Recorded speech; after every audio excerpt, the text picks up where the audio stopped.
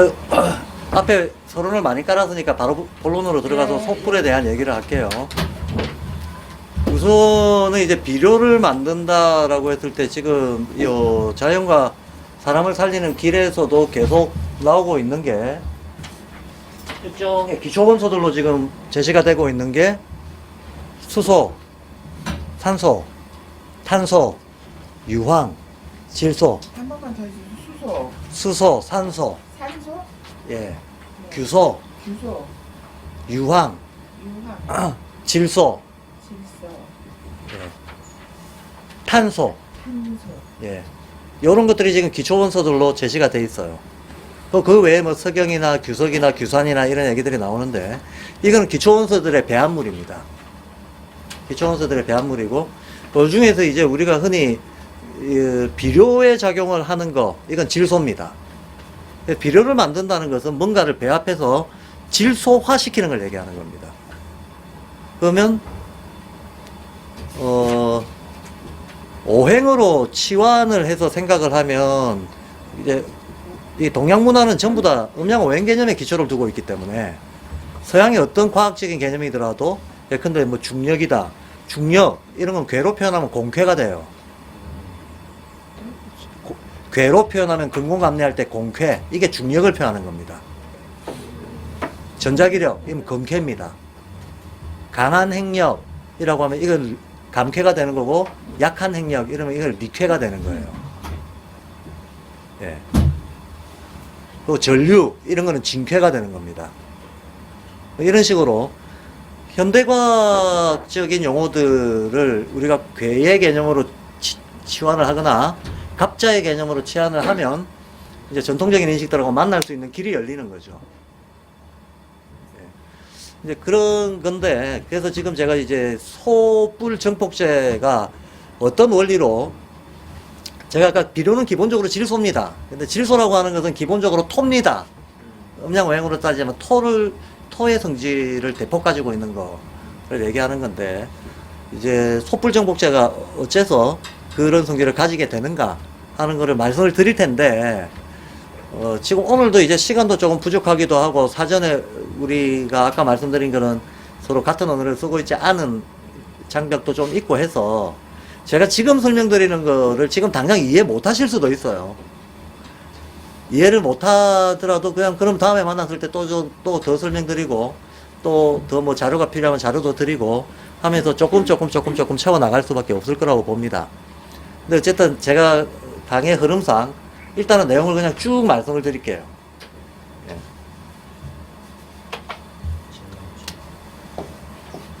근데 속불 다음에 증폭제?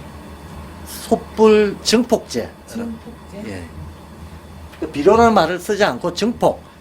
어떤 예, 생명의 기운을 증폭시킨다라고 하는 개념을 쓰는 거죠.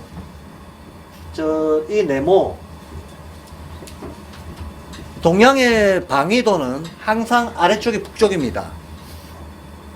이게 우리가 현대 교과서에서 보는 거하고 그 상하 좌우가 뒤집어져 있는 거죠. 아래쪽이 북쪽이고 따라서 위쪽이 남쪽이고, 그러면 자연스럽게 왼쪽이 동쪽이 됩니다. 오른쪽이 서쪽이 되게 되죠. 서쪽이 되게 되고, 자축인묘진 소미를 표시를 하자면 요 북쪽에 여기가 여기서부터 시작합니다. 여기서부터 시작해서 자, 축, 인, 묘, 진, 사, 오, 미, 신, 유, 술, 해 하고 마치게 됩니다. 요 자월이 동지가 드는 날이죠. 그래서 동지점을 동양에서는 1년의 시작점으로 삼았습니다. 그럼 동지점이라고 하는 것은 일주량이 늘어나기 시작하는 때잖아요. 일주량이 가장 적었을 때가 동지날이고 그 다음날부터 일주량이 늘어나기 시작하는 거죠. 한마디로 양기운이, 음양 중에서 양기운이 커져가기 시작하는 스타트 지점이 동지날이라는 거예요. 그래서 양이 점점 커지죠. 점점 커져가지고 이만큼까지 양기운이 지배하게 되는 거고, 그럼 요 음기운에다가 요걸 쳐버리면 요게 바로 태극기 모양이잖아요. 이게 동양의 태극도입니다. 그래서 동양의 태극도는 원래 태극도는 이렇게 세로예요. 동양에 가로 태극이 없습니다. 그러니까 우리나라 태극기에 있는 가로 태극은 야매입니다. 작아입니다. 작아. 우리 전통 천문에 그런 이치는 없어요. 천문에 그런 이치가 없다 라는 말을 뭐라고 합니까? 터무니 없다. 터무니, 이게 천문의 중국식 발음이에요. 예. 우린 터무니 없다가 순 우리말인 줄 알았죠. 터무니가, 걔들은 천안문 발음해봐 그러면 텐안 그러잖아요. 예. 천 발음해봐 그러면 텐 이렇게 발음해요. 문 발음해봐 그러면 문이 이렇게 발음해요. 우리말 문이가 우리말인 줄 아셨죠? 문자의 중국식 발음이에요. 그게 공유에 대해서 우리가 그냥 문이라고 하는 겁니다. 예. 그래서 터무니가 천문입니다. 터무니가 천문이에요. 터무니 없다는 건 천문에 그런 이치가 없다. 아까 말씀드린 것처럼 모든 이치를 천문에서부터 유출을 했기 때문에. 예. 그래서 요렇게 그리면 요게 동양에서 수천 년 동안 공유해왔던 태극도인 거죠. 원래 정상적인 태극은 음은 까만 걸로 칠하고 양은 하얀 걸로 주는 겁니다. 흑백 태극이에요. 여기서 이제 도교 쪽에서 쓰고 있는 고태극도라고 하는 거는 양 속에 음이 있다. 음 속에도 양이 있다. 이러고 꼭지점 하나씩 집어넣는 거죠. 예. 요거는 이제 태극권 도장에 가보면 다 걸려있죠. 태극권 도장에 가보면. 요 태극도가 실은 전통적인 스탠다드 태극도입니다. 스탠다드 태극도인데 우리 태극도는 지금 빨강 파랑 집어넣어가지고 가로로 물결치게 만들어놨잖아요. 뭐 그렇게 만들었다는 게 문제가 아니고 그거에 타당한 이유를 이렇게 얘기할 수 있어야 되는데 어떤 영리적인 이유를 전혀 설명을 못하죠. 정부가 전혀 설명을 못합니다. 그래서 이제 조금 아는 사람들이 이제 태극기 해설 행정안전부에서 나온 태극기 해설집이 있어요. 그 태극기 해설집을 보면 꽤 맞춘 해설들을 꽤 많이 합니다. 가령 예를 들어서 태극기는 오방색을 반영하고 있대요. 전통사상에. 그럼 오방색이 뭐냐? 바탕은 하얗고 괴는 까맣고 예, 그 다음에 음양을 빨강 타랑으로 표시를 했고 그럼 노랑이 없잖아. 노랑은 태극기 깃봉이 노랑이래요. 이게 행안부에서 나온 해설집에 이렇게 되어 있습니다. 진짜 그럴까요? 예? 꽤 맞추는 거죠. 오방색 말이 안 되는 게 오방의 의미가 그게 없어. 우리 오방색에는 블루가 없어요. 블루는 오방색 색깔이 아닙니다. 청록입니다. 우리가 고려청자라고 하지만 보면 초록이잖아요. 길 지나갈 때 초록불 들어오면 파란불 들어왔다 그러잖아요. 예. 전통적으로 한문으로 청록이라고 했을 때 그건 초록을 얘기하는 거지. 블루를 얘기하는 게 아니었어요. 오방색엔 블루가 없다니까. 근데 무슨 빨파를 그려놓고 음양이라고 그러고. 이건 그냥 근대에 와서 꽤 맞춘 거예요. 사실은 제가 이제 신학기도 시작하고 부모님들 공부모님도 이제 시작을 좀 이따가 다음 주부터 시작할 거라서 3.1절 100주년에 발도르프 100주년이기도 하니까 두 개를 어떻게 해서는 한번 연결시켜 보자 하고 지금 약간 조그만 글을 하나 쓰고 있는데 태극기의 인지학적 해석. 예. 태극기에 나오는 괴와 태극과 음양 개념을 인지학에서도 똑같은 개념어들이 있거든요.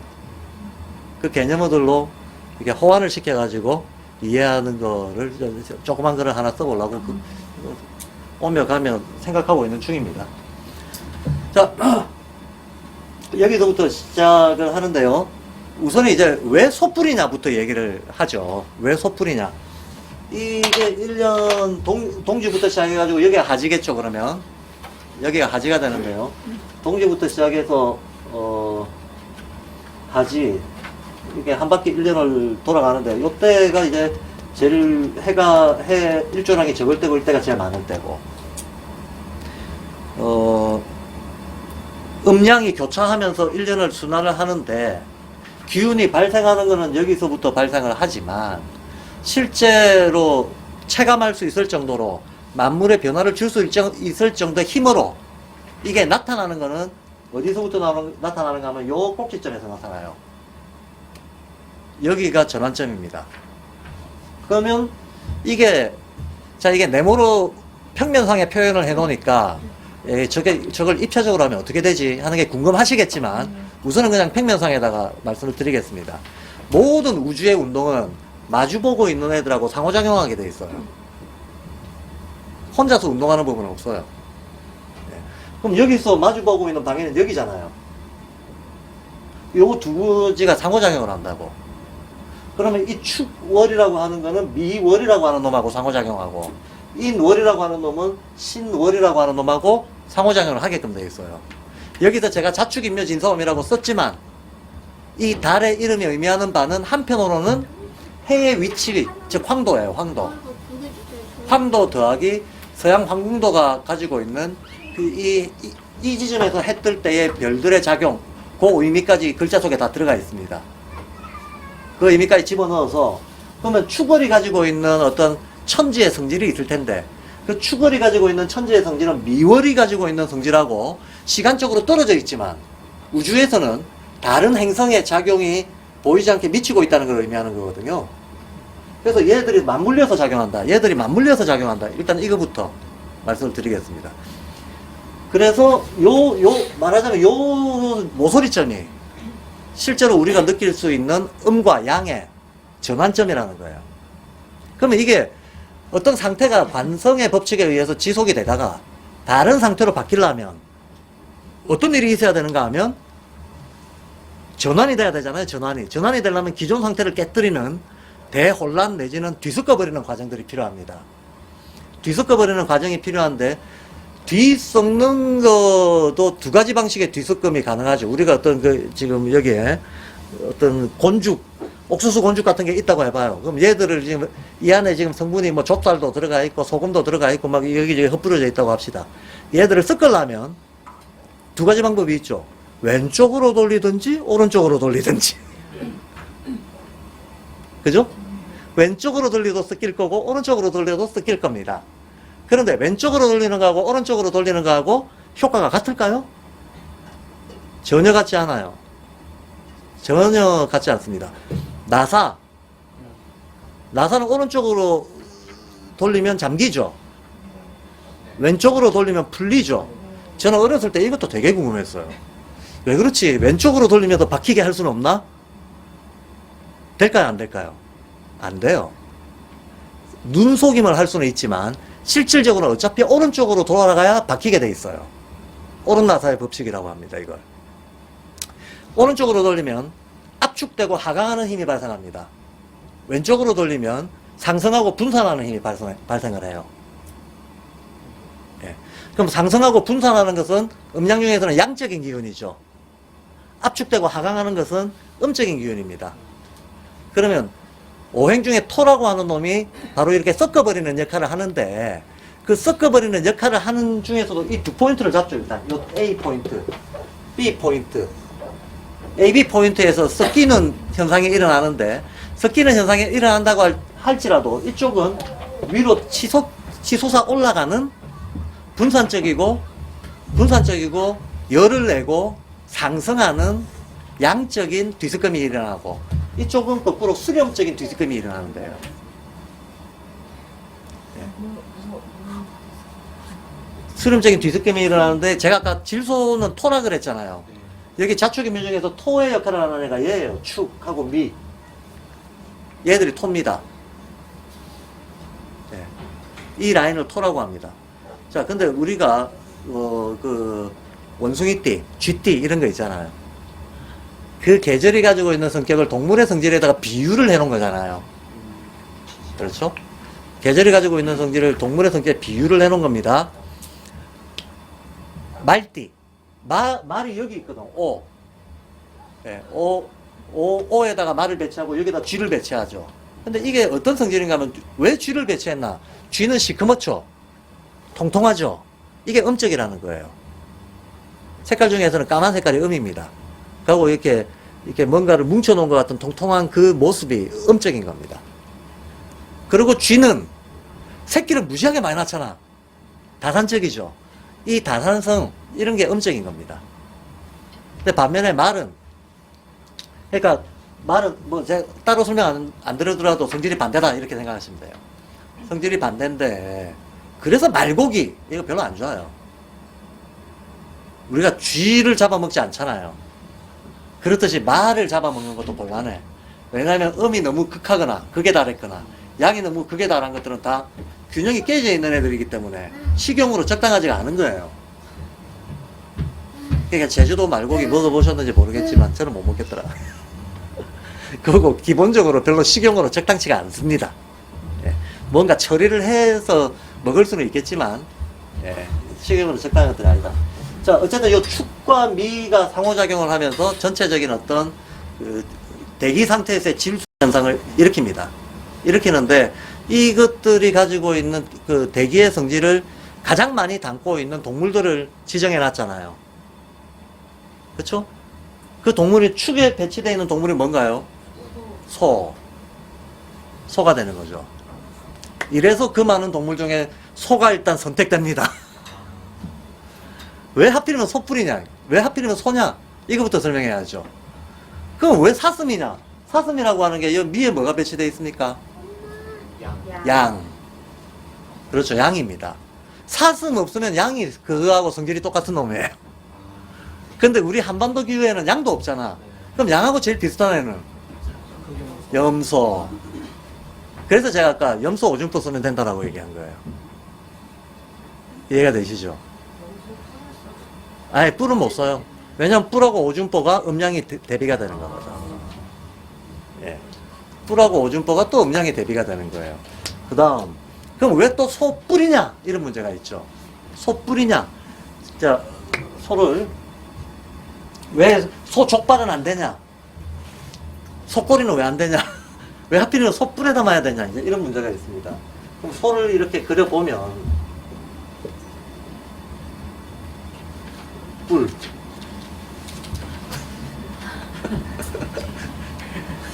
우리 인간은 모든 동물 중에서 유일하게 직립했잖아요. 이 직립을 했다는 것 때문에 다른 동물들하고 기본적으로 우주적인 기운을 대사하는 과정이 완전히 달라집니다. 그래서 우리는 정신적인 존재가 되는 거거든요. 의식이 생기고 기억이 누적이 되고 예, 어떤 생각하는 힘을 가지게 되는 게 직립했다라고 하는 조건에서 오는 겁니다. 직립을 하게 되면 상하 운동이 일어나잖아요. 이러면 뭔가 축적이 돼요. 그런데 직립을 안 하고 옆으로 퍼져 있는 애들, 저 순돌이를 비롯해서 네다리 짐승들, 네발 짐승들, 얘들은 횡으로 돼 있잖아요. 종이 아니고 횡으로 돼 있잖아. 그럼 기운이 안에 축적이 안 돼요. 에테르라고 하는 게 축적이 안 되는 겁니다. 축적이 안 되는데 뿔난 애들은 뿔에 좀 축적이 돼요. 이게 위로 상향을 보고 있는 거잖아. 그죠? 그러니까 직립한 인간만큼은 아니더라도 뿔이 나 있는 애들은 뿔에 좀 축적이 됩니다. 근데 이 뿔이 뭔가를 가만 보면 그 모든 동물들은 척추 동물들은 다 마찬가지인데 척추가 있잖아. 척추를 타고 와서 척추가 제일 단단해진 부분이 두개골이거든요. 이 두개골에서 뻗어나간 부분이 뿔이거든.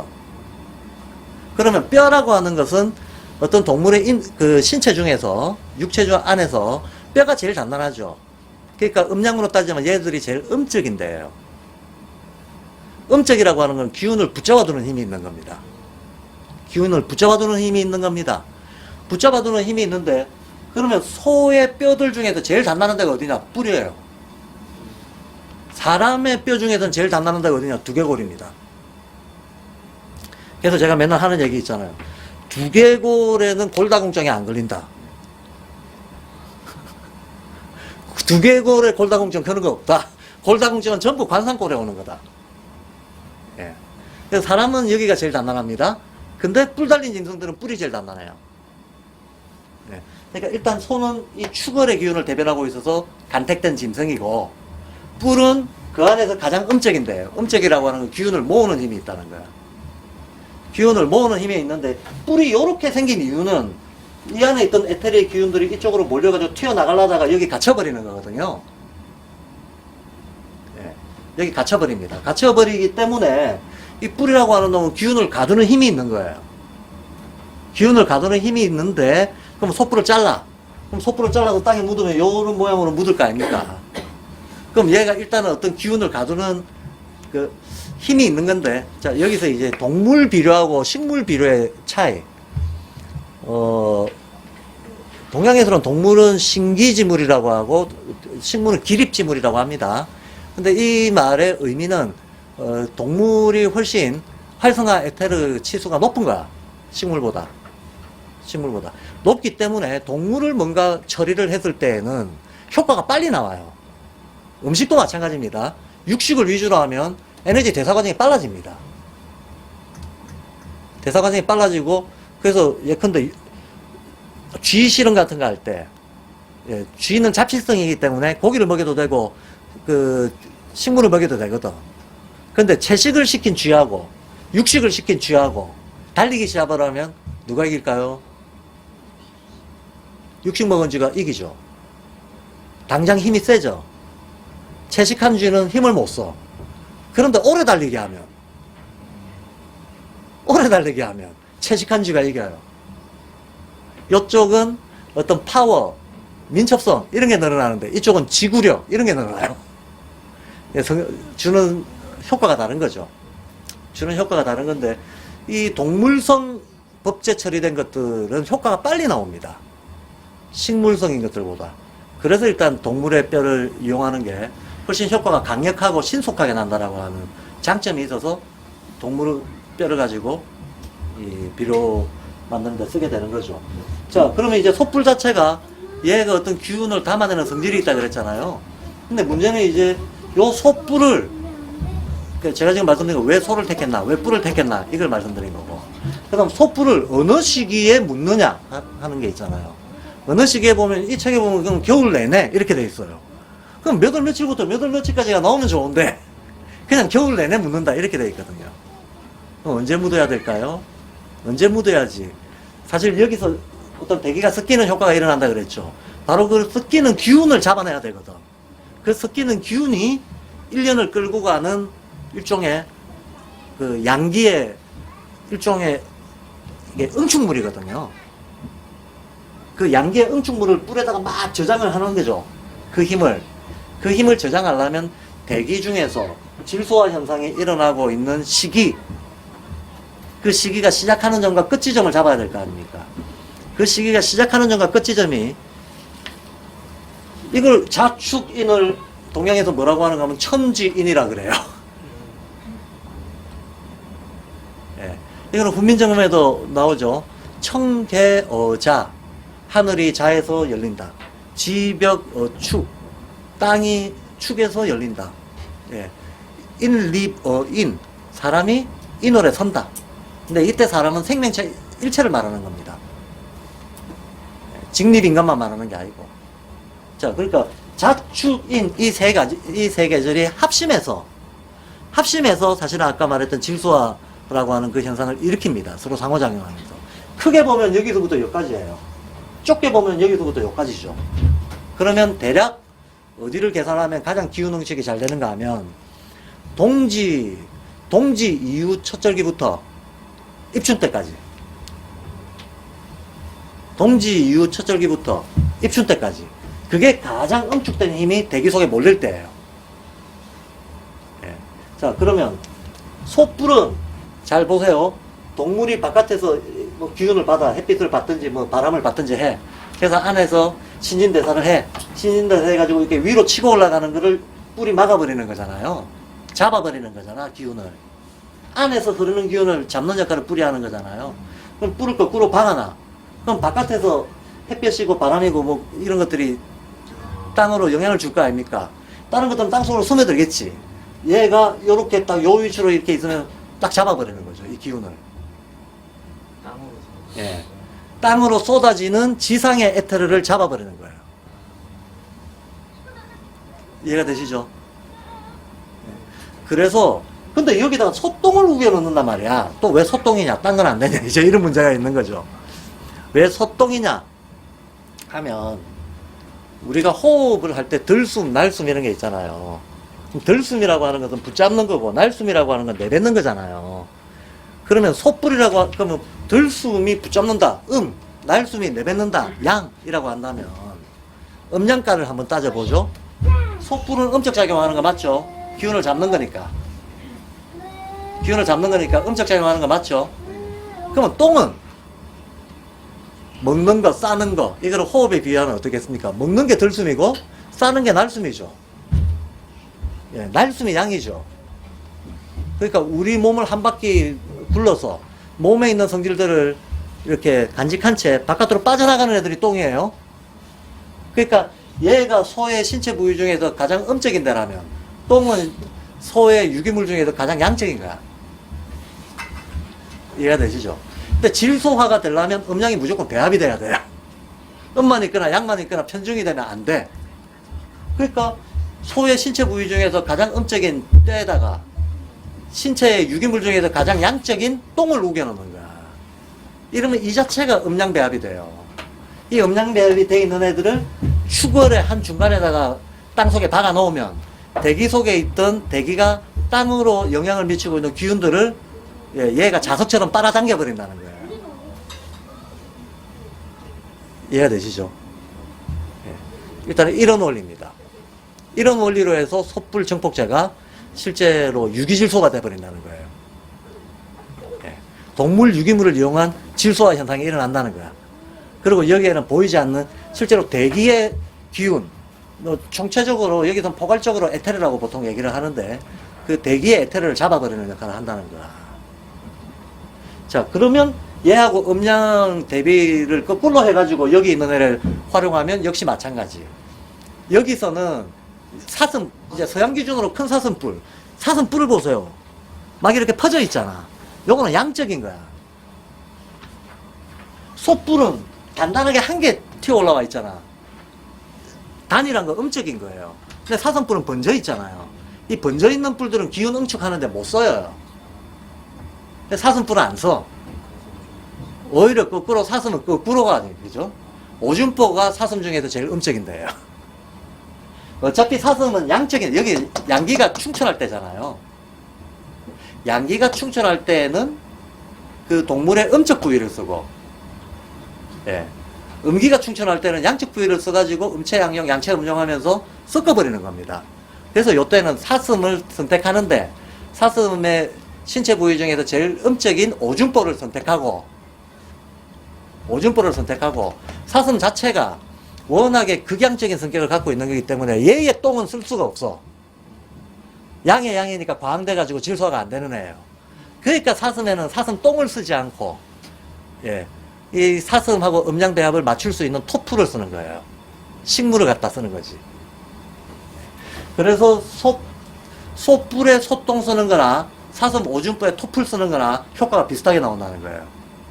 근데 사슴 오줌뿔을 이용하는 경우에도 기본적으로 질소화 현상, 질소화 중에서도 질소화가 이 방향 질소화도 있고 이 방향 질소화도 있다 그랬잖아요. 그러면 이 방향으로 하면 이게 농사에 도움이 안 돼요. 작물을 지금 양기운으로 길러내야 되는 거지. 얘를 응축시키는 역할을 하면 안 되거든. 그러니까 사슴 오줌뿔을 여기서 구해가지고 토풀을 넣었다 하더라도, 예? 그거를 묻어두는 시기는 요 시기에 묻어둬야 돼요. 그래야 상방향 힘을 모아내는 역할을 하게 된다는 겁니다. 이해가 되시죠? 예, 얼마나 되셨는지 잘 모르겠으나 하여튼 일단 설명 자체는 이런 정도로 드릴 수가 있어요. 그래서 사슴 오줌뿔을 써도 묻어두는 시기는 요때다. 요때가 아니고 요때 묻어둬가지고 못 쓴다. 그건 비료가 아니고 농사가 오히려 방해가 됩니다. 농사에 방해가 돼버립니다. 그래서 지금 제가 왜 저런 효과가 생기느냐 하는 것은 실제로 천문 현상과 지질 현상 간에 상호관계에 대해 가지고 우리가 현대과학적으로도 그 다음에 음양오행적으로도 이해한 다음 연결해서 이해할 수 있으면 지금 제가 드린 그냥 쭉 말씀으로 드린 거가 하나 조건 따져서 입증이 돼요.